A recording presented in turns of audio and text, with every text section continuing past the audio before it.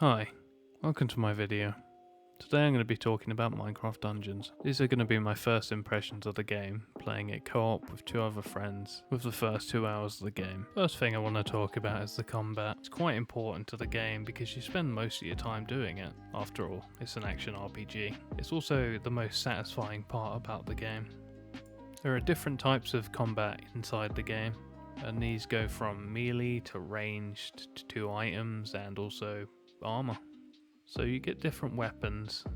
These can be either melee or range, and they range from things like hammers you can smash on the ground, or swords to cut up enemies, or crossbows, or bows that shoot more than one arrow at once, or do certain effects. And there's also armor and all the different effects that the armor can do, which is just generally, make you take less damage, and also damage enemies with things like thorns, or make it so that when you roll you can place electricity where you roll and things like that. There are also these items that you can pick up, and they're like your abilities essentially. So you can have things like summon a dog or something, and then the dog will attack enemies and like keep them in place for a bit. Or you can have things like I got a little soul thing, like a soul book, and whenever I kill enemies I get their souls, and then whenever I want I can just press the button and I'll explode. And when I explode I just deal like a huge amount of damage in a radius, like just throwing a TNT. And the more souls I collect, like this bar fills up,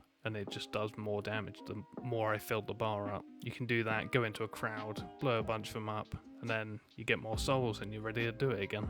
And these are also the most varied parts about the combat, I think. There's just a lot of variety when it comes to different types of items, but they also seem rarer to find, although there is a shopkeeper that specifically sells them as well. Last thing I want to talk about the combat is the particle effects. So I think this is what really makes these kinds of action RPGs. I find it really satisfying when you're just fighting an enemy and then like you hit a hammer on the floor and you see all these sparks fly up, or you've got some kind of power on your bow and it just like explodes when you shoot it or something like that. This game does that very well, and it was one of the reasons that I preferred Diablo 3 over games like Path of Exile, because that game just started from the beginning and gave you all these particle effects and all these powerful abilities, and it made the combat seem so much more fun. And Minecraft Dungeons does the same, I think. Now I want to talk about the weapons specifically. So you got the melee weapons, which is just things like swords, hammers, and daggers. And then you got like range stuff, so you got like bows, crossbows, staves, those kind of things, and they attack from a distance. And then melee weapons are like anything you physically damage the enemy with. So this is things like a sword or a hammer or a dagger, where you physically hit the enemy by going up close and smacking them or stabbing them or hitting them with. And on PC, this is what your left click is. It's always a melee weapon, whereas your right click is your ranged weapon. So that's stuff like bows and, well, variations of the bow, like a crossbow and things. I spoke about items in the previous section, and what I meant by that is artifacts. That's what they're officially known as in game. These artifacts are they're kind of like consumables, except you don't actually use them up. You just they have a cooldown, and they all have various effects, so it's kind of like the miscellaneous weapon essentially. And this can include the sort of things where you summon, like I was talking about the wolf earlier, where you summon the wolf and it protects you and stuff. And there are also things such as potions and totem of shielding, which stops you from getting hit by projectile attacks, and there are a bunch of potions you can use. There's also things like the fishing rod, which is surprisingly useful in this game because you can use it and then you pull an enemy towards you, and then you can just attack them or stun them or do whatever you want with them. Essentially, they're not always damaging themselves, but they help you to damage them with your other weapons essentially. Next up is the enchanting system. So traditionally in Minecraft, you have to get an enchanting table, and then you get lapis lazuli, and you level up. And then you use those levels to upgrade your weapons with a couple of effects. Completely different in Minecraft Dungeons. So how it works in this is every time you level up you get an enchanting point, and each of your weapons, items, armors have a selection of 3 different, well, I think it's up to 3 different abilities, and they're almost entirely random, I think, within a set. And yeah, so you spend your points on one of these. So like there's 3 slots, and depending on the rarity of the item, weapon, whatever, you'll get between 1 and 3 of these slots, each with different enchantments to pick. And then you pick one for each slot, and you can upgrade the one you picked up to 3 times, and the amount of enchantment points increases on each upgrade. So for example, you could have some kind of really rare armor that has thorns in it, which if you've played Minecraft before, it's the ability to deal damage when you get hit with a physical attack. So you could put all your points into that. So the first point would be one enchantment point, and you get, say, like 10% damage. Actually, I think it's like 100% of the damage. And then the second level will cost 2 more enchantment points, and that will do like double that. And then the third level will be like 3 enchantment points, and then that will do like another 100% on top of that, for example. And basically these are just a way of like leveling up your gear without having to deal with, I mean, you're still dealing with randomness, but it's like less randomness essentially. And the cool thing about this system, which I really appreciate, is the fact that you can actually get your enchantment points back. So this game has the ability to break down weapons and stuff, and what you get from them is you get gold. So you basically get a refund when you break down gear, and it's like a really good way of getting, well, it's not gold, it's emeralds, but you also get all of your enchantment points back, which means you're basically rewarded for using your enchantment points because you deal more damage or you do some better effect, and you get the ability to get them back, which means you're not punished for actually using them. So you could just be using a piece of gear and then just maxing it out just to see how good some enchantment is on it, and then maybe it turns out to be bad, in which case you just get rid of it and you've got your points back. Next up are the enemies and the companions within Minecraft dungeons. So the first thing I want to talk about are the actual original Minecraft enemies. So this includes things like the skeletons, the creepers, spiders, illagers as well, and also the endermen.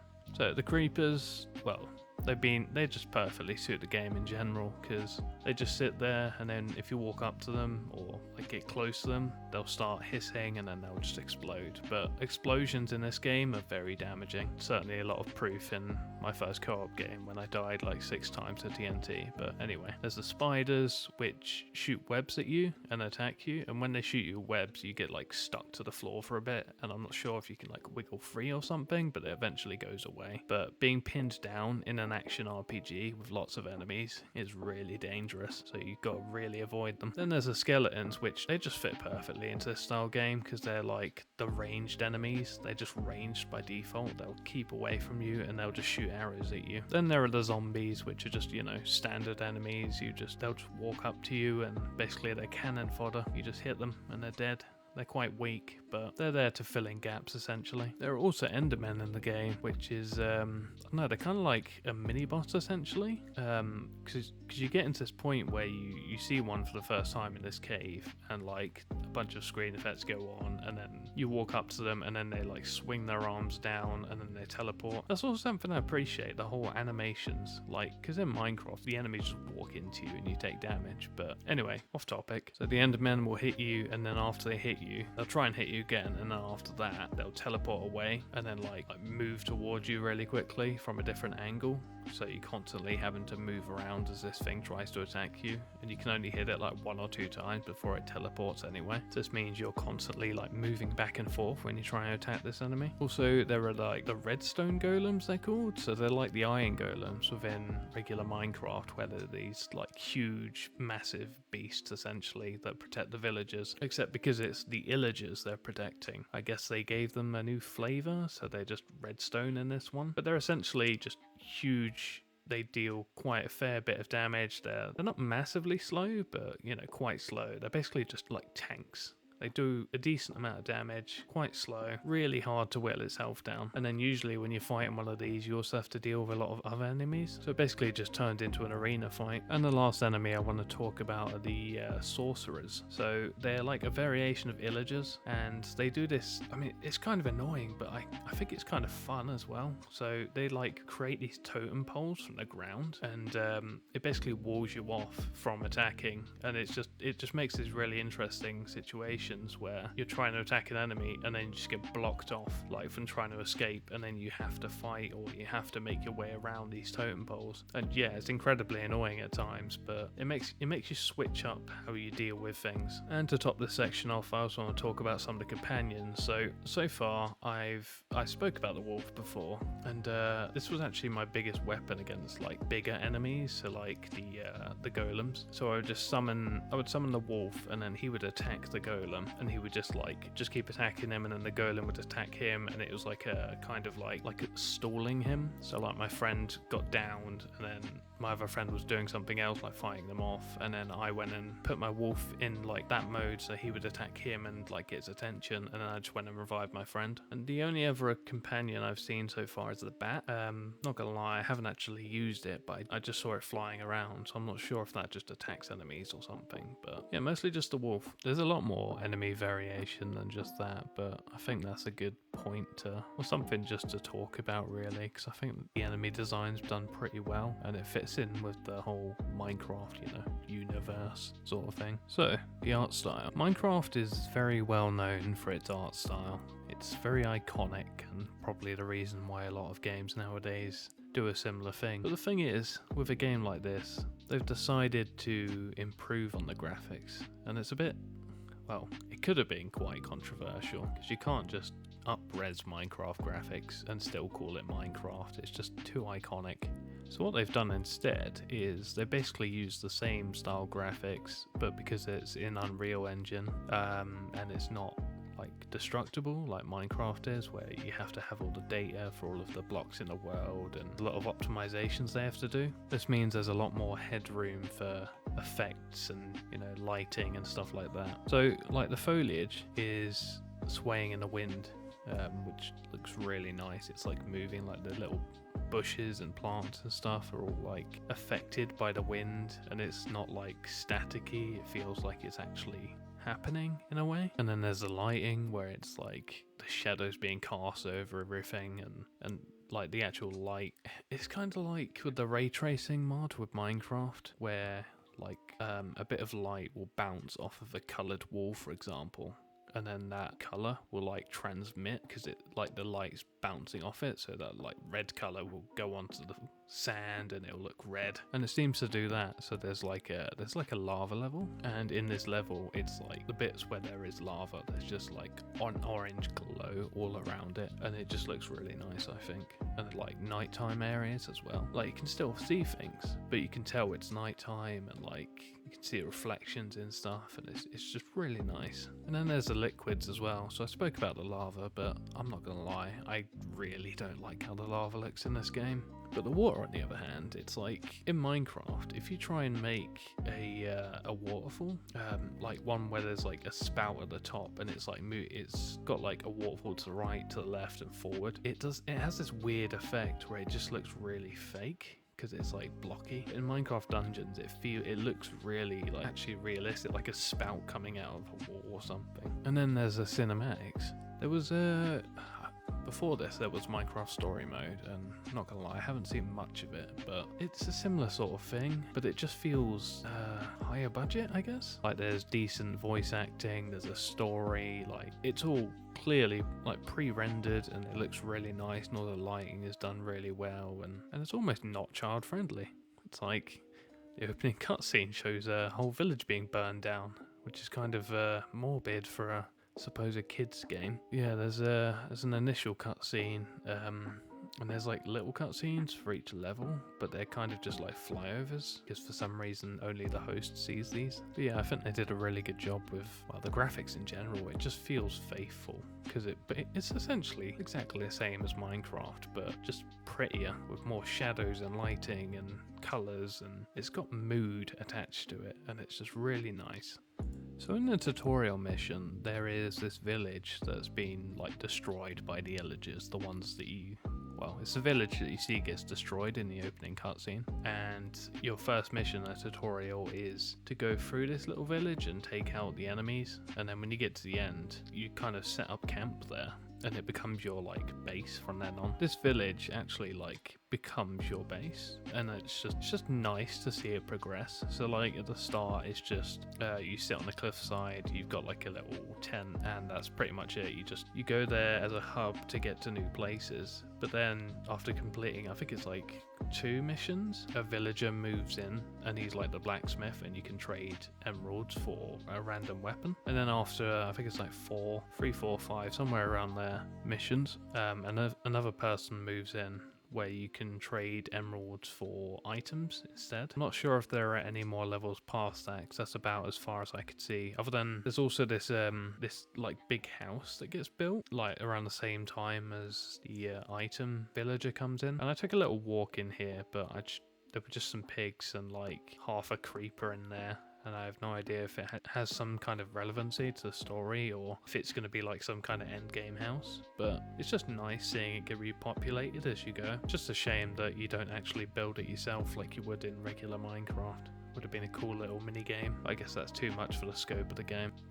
As a final little bit, I just want to talk about things that I didn't find as good, really. So I thought the loot system was a bit boring, because in games like Diablo, you just, you kill hundreds and hundreds of enemies, but like you get so many drops from them. Whereas in Minecraft, it's just the only drops you get from enemies, unless they're like bosses or anything, you just get like stuff to restore your health. It's like when you get something good in a chest, it's an amazing feeling, but it just doesn't happen often enough. And the amount of times I was getting new bows and they were just terrible, it just made it feel like it was pointless. Like the only ranged weapons in the game just seem to be bloody bows. Also the levels, like they're well designed, and I know there are secrets in them. I haven't actually discovered them, but there are a lot of places, like there's this one map where there's just a floating like pirate ship in the air, and it looks so cool. And then you go in there and you kill all the enemies, and there's just nothing. And there's so many occasions where this happens, where there's just like this somewhat hidden area that's off the beaten path, and you go there expecting to find treasure or something like any other game would put there, but there's just nothing. As well as that, the levels themselves are really like small. Once again, comparing it to Diablo, but Diablo has huge amounts of levels. I mean, I know there's a lot of like random generation going on in Diablo, but it works well, and like you get these big sprawling open levels, and they're just full of enemies, and like you're just constantly fighting and finding new things, and it's just really fun.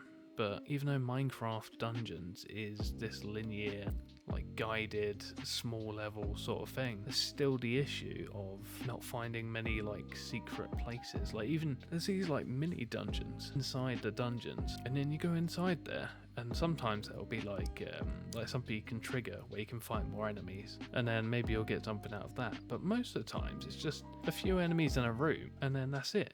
There's no treasure, there's nothing in there. You're just fighting some more enemies. It's just like, why? What's the point? Then there's a difficulty as well. The start of the game is like ridiculously easy, which, somewhat that makes a bit of sense. But what doesn't make sense was the massive spike in difficulty that we encountered. It was like we didn't change the difficulty or anything, it just spiked like randomly in a level, and all of a sudden we went from 0 deaths to like all of us dying at once, and it's like, what the hell happened? And then like you get in the middle of a fight of like a crowd, and I mean I guess it kind of makes sense, but suddenly your health will just like plummet like instantly, and it's just like it kind of discourages that kind of gameplay where you'd like soaking up damage and taking out crowds of enemies that I find particularly fun. Also, as a co-op central game, I would have thought there'd be some kind of trading, but me and my friends were just trying to trade like boots between each other because my friend had duplicates, and there's none, like no trading at all. Then there's also the map as well. Like the map looks nice. You bring it up with, I think it's like tab, and it like you can either have the one that just blocks the screen, or you can have the one that's like an overlay, like low opacity overlay. It looks really nice, and it's really easy to read, but why can't there be a mini map in the corner, or like at least the bottom left corner? That would be perfect for a mini map, so I wouldn't have to just like stare at this map that's like in front of my face.